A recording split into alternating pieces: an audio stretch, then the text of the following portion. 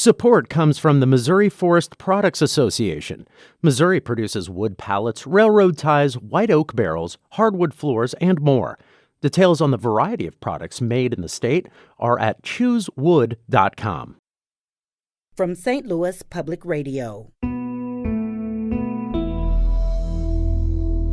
This is St. Louis on the Air. People think, oh, all the talent comes from LA and New York, which I totally think those people are incredibly talented. But nobody says, oh, all the talent comes from St. Louis. It's also reinforced that they're not alone. So there's a lead character, Lady M, that leads not only with language and vocabulary, which is an important part of the initiative, but with guidance and wisdom. It is very okay to just go in the library and just spend a couple of hours just reading.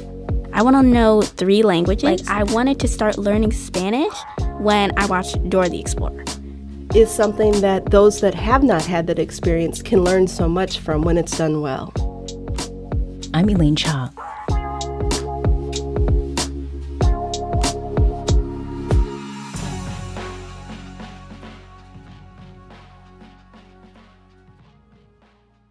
When you're about town, keep your eyes peeled for 4 cute kids, Tyler, Nevaeh, Jordan, and Grace, on buses, bus shelters, on billboards. These are the main characters of Drawn In, an ambitious early childhood literacy initiative out of 9 PBS that officially launched last week. The premiere of the animated Drawn In show is airing now on Channel 9. Here to discuss Drawn In is Alex Stallings, Senior Director of Early Learning at 9 PBS. Alex, thanks for coming over from the premiere party, so to speak, to join us today. Well, thank you for having me. So before we jump into conversation, I would like to note, in the interest of full disclosure, that I was one of several volunteer community advisory members who've contributed to Drawn In. Now, Alex, Drawn In is an animated show, but it's one component among many parts of a pretty comprehensive endeavor. First, what is the goal of the initiative? Sure. So it is ambitious, but I feel like our local talent has risen to the challenge. And so we wanted to be, much like on-air content seeks to be everywhere you are, we sought to be everywhere the children are. So we actually have content that shows in print through comic books, content that shows online and drawnin.org, and over the airways. As you've mentioned, the broadcast debut was just a few minutes ago. The ultimate goal, though, is to move the needle around area literacy rates. And we know that one of the number one ways to move that needle is by being and using culturally representative materials. And so really that is baked into this educational initiative. So you've talked a little bit about the components, and I see that you have brought some of them with you. Now we're going to talk specifically about the show for very particular reasons. Now PBS, one show that people immediately associate with PBS's Sesame Street, which is set in New York City, and its cast is very intentionally, and by some measures even radically, diverse in many respects. Now, more recently, programs like Molly of Denali, whose title character is an Alaska Native girl from a fictional village, Kaya, Alaska, has broadened who and where audiences see children living in and experiencing community. Now, one significant feature of Drawn In animated show and comic book form, is that it occurs in a place called Midland City. And it's called that because it's modeled after Midwestern cities like St. Louis. So going back to the goals of Drawn In, and given the ones that you've described in our conversation so far, why or how does place matter? Place matters so much in terms of authenticity. And we know that there is a heart and mind response to material that reads as authentic and that tells a whole true story and features local voices. And so we learned from Molly of Denali, as you mentioned, that story, the richness of the storytelling, that speaks to those that have had that lived experience, but also the authenticity of the story and the exploration of place, as you mentioned, is something that those that have not had that experience can learn so much from when it's done well. And what are some of the aspects that you think have been done very well apropos of St. Louis and place? It was very important to us that Midland City be relatable and that children see streetways in the ways that they would experience them, and see sidewalks in the way that they experience them, even parks. As those built environment elements were created, we talked with advisors of all backgrounds to ensure that that environment reflected a true lived experience and reflected it in a relatable way. So not just one segment of St. Louis, but children that we seek to serve. Mm-hmm. What have been some of the responses that you've gotten from community members so far about the representation of the place, Midland City, and where the kids are going about? Well, one of the, in terms of cultural institutions, one of the strongest responses we received was actually from the Missouri History Museum. And as they have their Coloring STL exhibit, they related to the way that environment was sketched, created, and really have leaned in to tell that story around the buildings and the streets and the architecture. But for our goals, we're talking about the children. And when we are in classrooms with the children, when we're in community centers, which we have been for a year now with content, we have heard from the children, not only when they're looking at Tyler, he looks like me, but let me tell this story. So they lean into telling the story because it feels very comfortable and relatable to them. And speaking of kids telling stories, at this time of day, kids are in school. And since Drawn In as a show wouldn't exist if it weren't for kids, we talked with youth who voice Drawn In. So 7th grader Riley Adams, 9th grader Ricco Martin Jr., and 9th grader Leia Yogi last week. They had some heartfelt things to share about their involvement with the show. I first asked Leia what appealed to her about voicing the character Grace. I think that it's really important to, especially like now, to show diversity on TV, especially to younger kids and the younger generations, because you don't usually see that. You don't usually see an Asian girl on TV as much as you would see a white girl, which I think is really special and like almost really inspiring to younger kids and to me.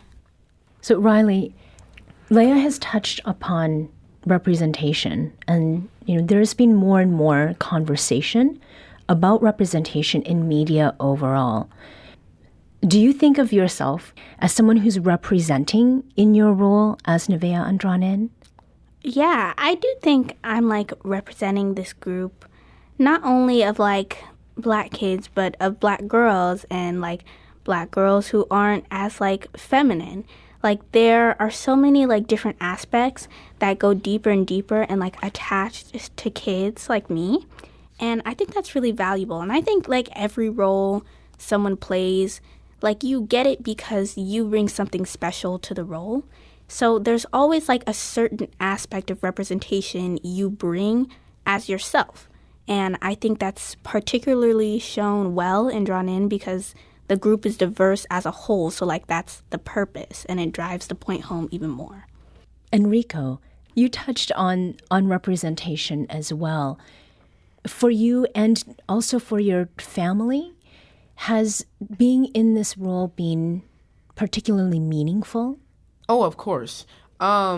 Definitely, because this would have been, and I don't want to touch on the race aspect too much, but this could have been way different if I was playing. My character didn't have to be African American, but because he is, I am able to bring so much more of myself to this than I would have if he was more mixed. And so me and my family are so big on this whole thing about representation and not being afraid of where you come from. And my mom loves to say, never turn your black off. And I literally love that because it's okay to go out and show this is who I truly am. And I am able to do this with Tyler, even if it is animated. One of the reasons folks have been so excited about Drawn In is how St. Louis, the whole initiative has been. How has being part of Drawn In changed or affected your understanding of what community means?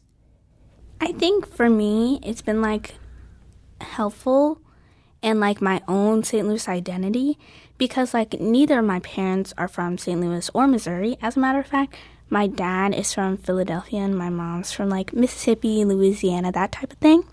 So like I don't really have an identity as like a St. Louisan as far as like lineage. So I think it's important that like anyone who is just like in the St. Louis community is like able to work on the show because it just shows that like, hey, if you're around, like we want you here. We want you to be with us. Leia, what do you think? Drawn In, it just kind of showed me like how much of a community I have behind me and how many of these people like support me and support Riley and support Ricco. And I think that it's really special to see like all of these people come together and create this huge like amazing project, and to know that it's all from St. Louis is just even more insane because people think, oh, all the talent comes from LA and New York, which I totally think those people are incredibly talented. But nobody says, oh, all the talent comes from St. Louis. So I think that's really special that we're showing like, oh, we have so many of these kids in the Midwest that can do the same things and that can show that kind of talent. So Drawn In is an entire initiative. It's not just this show, but there is this literacy aspect that it's been there from the beginning. How do each of you feel about being involved with something that is intended to close the literacy gap? I think that the reading aspect and like the literacy aspect of the show is also like almost one of the biggest parts of this show. Like getting kids to want to read and to have that urge like, oh, I'm going to go home and I want to read. Because as you grow older, you don't really realize it until like I'm in high school and I'm not like I just realized how much I love reading and how much reading affects me. And I think starting at a young age, like starting with the comic books and with the pictures, like that's where it all starts. That's where kids get their love for reading. Yeah, I kind of want to add to that. Like right now in school, like we do a bunch of reading, and I'm personally like I'm kind of a slow reader. And I feel like people don't really think that about me because, like, I have this big vocabulary and I talk a lot. And so they think, like, oh, she must really, like, read so much. And I don't really. And I read a bunch when I was younger, and I was like, I don't really know what happened. And I do know what happened. I had a lot more, like, television encouraging me to, like, read and things. Like, one of my personal goals for myself when I'm older, I want to know 3 languages. And my love for, like, language and all of that stuff came from, like, TV. Like, I wanted to start learning Spanish when I watched Dora the Explorer.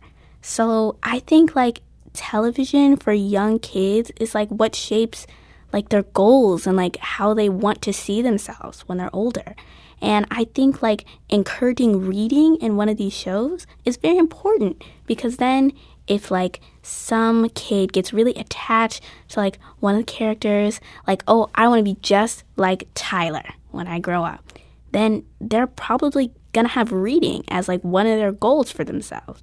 Having kids who have characters on screen encouraging them to read, whether it's Odd Squad, Sesame Street, Wildcats, or Drawn In, I think it is very needed that more shows are encouraging kids to read because as an African American myself, just seeing how low those literacy rates are, they need to get back up. And I just hope that the kids get out of this too. It is very okay to just go in the library and just spend a couple of hours just reading or finding a book that you like. There's nothing wrong with that. And I promise you there's a character out there who you will relate to, who you will love like your best friend, and that will encourage you to read more, and it is going to just help you in the long run.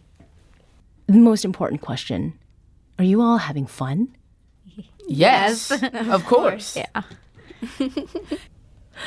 Those are three of the St. Louis voice actors featured in the new 9 PBS show Drawn In. Thanks to 7th grader Riley Adams and 9th graders Ricco Martin Jr. and Leia Yogi. They're in school today, so we thank them for coming here last Friday evening. Alex Stallings is still with us.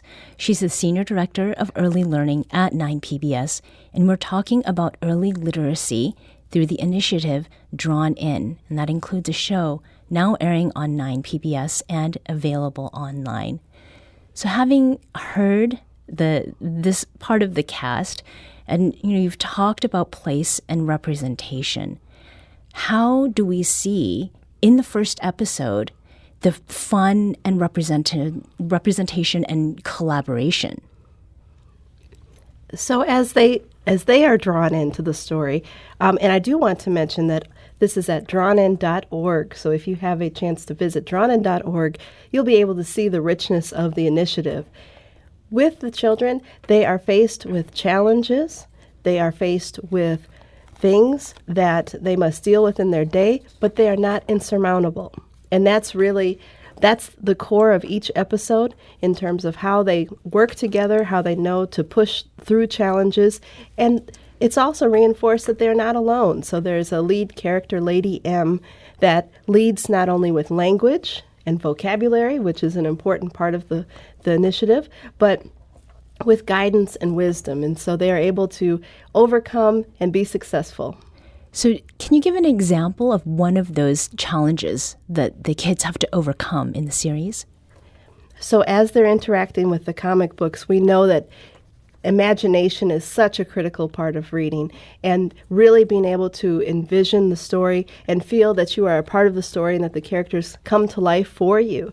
And so that is what happens with the characters in Drawn In. So some of they might deal with a nemesis or two, and as that character leaps from the page, they must come together to make their world right again and be able to close the chapter on those books. And I believe from what I've seen, there's a vacuum somewhere involved. Oh, in yes. one of the episodes. Yes, yes. We have a touch of the robot revolution. Now, words and images are two kinds of text, but voice, going back to what the kids shared, voice is something that gets read too. So what sort of difference or impact does it make to have drawn in characters voiced by local, diverse talent? It's about seeing yourself, but also hearing and knowing that you are in a conversation with those that you would hear as friends, hear as family, and hear relatable voices. We have, and St. Louis Public Radio has had segments on things around regional dialect and language, and so there are ways that shows up in the dialogue of the characters, and also with the scripts. The scripts were reviewed prior to going to broadcast to ensure that there's natural speech and there's a way that the children can communicate, because we want to make sure that certainly that the range of vocabulary is used, but it's used and the children are able to interact in a relatable way. And then there's the recognition part of it as well. So as we've been speaking together, Drawn In has gotten its first live on-air broadcast on Channel 9. And in terms of what folks can anticipate when it comes to future episodes, how can they tune into it through the TV? Oh, well, we definitely want to send you to 9pbs.org to check the schedule, because we want to make sure that you know the broadcast times. There are re-airs of what debuted today. And we will also want to mention that we included live action segments in longer pieces. And so you'll see the short episodes available online, digital first, but then you'll see the longer segments too. And that this is something, I want to echo something that one of our young talents said. She said it's important so everyone can come. Everyone is welcome. And everyone is welcome. We've seen this resonate all the way through adults. So if you are a fan of comic books, if you are a fan of St. Louis stories, there are all different entry points for this, but there's a place for you in this. And the language used actually does scaffold from pre-K through 12th grade. So there's quite a bit of application here as you're drawn in. In this last minute or so, can you share a quick anecdote that captures how Drawn In is working to move that proverbial needle on literacy? Absolutely. One of the most recent experiences, and I have to go with the most recent because there's so many powerful moments.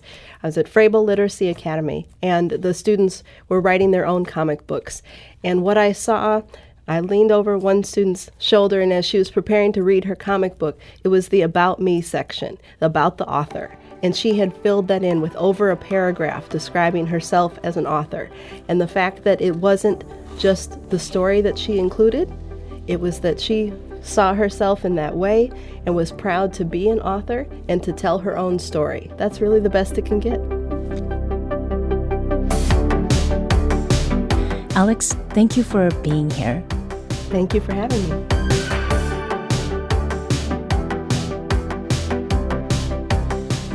This segment was produced by Maya Norfleet and Elaine Cha. Our production intern is Avery Rogers. Audio engineering and podcast design by Aaron Dorr. Our executive producer is Alex Hoyer. St. Louis on the Air is a production of St. Louis Public Radio. Understanding starts here. Our podcast proudly supports St. Louis artists by using music from Life Creative Group. Do you find yourself regularly listening to episodes of St. Louis on the Air? Suggest us to a friend you think might enjoy our conversations, and leave us a review and rating on Apple Podcasts on the App Store. It's the simplest way to help people discover our show. Thank you. St. Louis Public Radio is a member-supported service of the University of Missouri St. Louis.